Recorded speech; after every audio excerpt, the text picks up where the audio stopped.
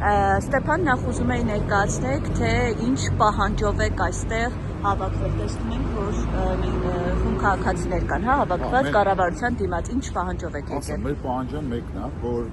զինծառայության օրենքը փոխեցին 2026 թվականի զինծառայողների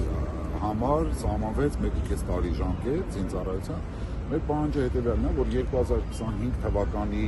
զինծառայողները այն որ ամառային զորակոչին է ծառայի, ինքը ծառայում է 2 տարի, այն որ ձմեռային զորակոչին ինքը ծառայում է 1.5 տարի։ Այսինքն հետադարձ ուժ ունենա եւ 25 թվականի ծառայության ժամկետի վրա։ Մենք հասկանում ենք, որ օրենքը հետադարձ ուժ չի կարող ունենա, բայց չնայած այն բանի, որ շատ օրենքներ կան, որ օրենքը հետադարձ ուժ ունի, օրինակ, չգիտեմ, թող համալսարանները ընդունված երեխաների վերաբերյալ մի շարք օրենքներ կան, որ օրենքը հետադարձ ուժ ունենում է, հենց զինծառայության հետ կապված այդ թող համալսարանի։ Մեր խնդրանքը հետևյալն է, որ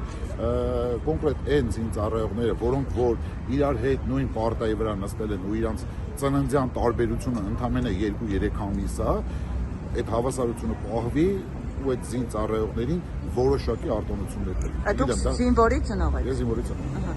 Նայեք, օրինակ շատերն էլ թե փորձագետներ, թե քաղաքացիներ ասում են, որ այս նախագիծը ընդամենը այսպես նախընտրական քաղաքացիներին ականջ աչք քշող նպատակ ունի։ Դուք կիսում եք այս տեսակետը։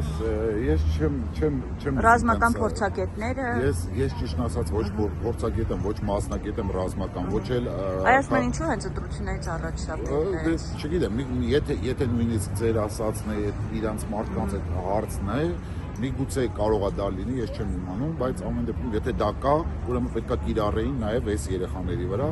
որ չգիտեմ, եթե տենց լսարանը ապահովում, սենց էլ կարային լսարանը ապահովում, ես չեմ կարծում։ Իսկ այսօր ինչ-որ նամակ դիմում հանձնվել է կառավարություն։ Նամակները, առաջարկությունները եւ ստորագրահավաքները պետք է հանձնեն։ Ուզում հանդիպել, ում եք Փորձել ենք պաշտպանության նախարարին հանդիպենք, բայց չգիտեմ, մեզ ասեցին դեռևս սպասեք, մենք ձեզ կտեղեկացնենք։ Դեռ արձագանք չկա, դիմել եք։ Այսինքն մեր հարցը հետեւյալն է, որ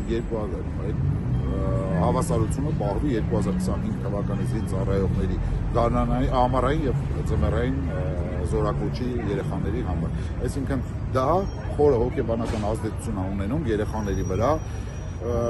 ու բանակ իրանց երեխաների վերաբերմունքը բանակի նկատմամբ որոշակի չափով փոխվում։ Այսինքն ես էլ եմ ասում, մեր բանակը այո, այսօր